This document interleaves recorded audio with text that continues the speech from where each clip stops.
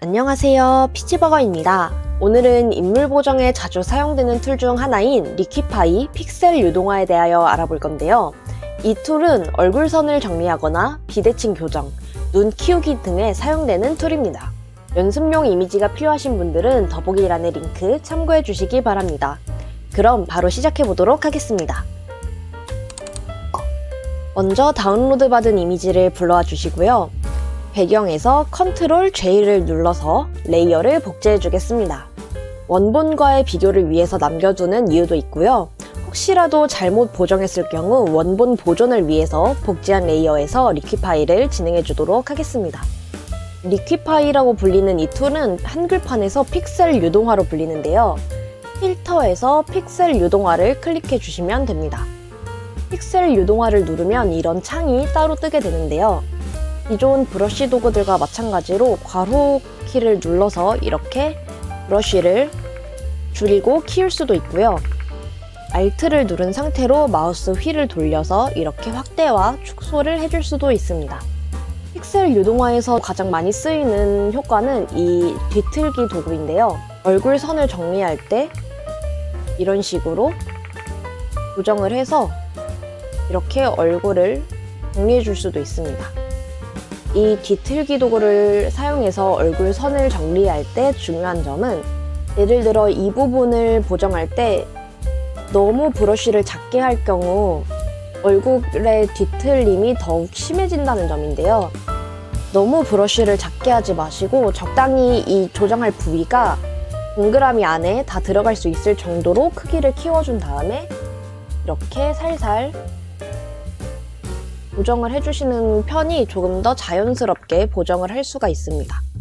요 팔 부분을 보정한다고 했을 때도 너무 브러쉬를 작게 하지 말고 적당히 크기를 키운 상태에서 이렇게 줄여주는 쪽이 조금 더 자연스럽고 매끄럽게 보정을 진행하실 수가 있습니다.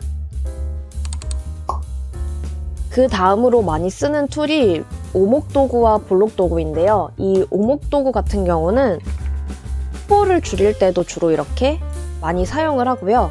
이 볼록 도구 같은 경우에는 눈을 키울 때 주로 사용이 됩니다. 이 사람 모양의 도구를 클릭하면 얼굴 인식 픽셀이 이렇게 나오게 되는데요. 확대를 해서 보면 이렇게 점이 생긴 것을 보실 수 있습니다. 이 부분을 이렇게 조정을 해서 얼굴을 변경을 해줄 수도 있고요. 이 옆에 있는 수치 부분을 이렇게 조정을 해줘가지고 얼굴을 조정을 해줄 수도 있습니다.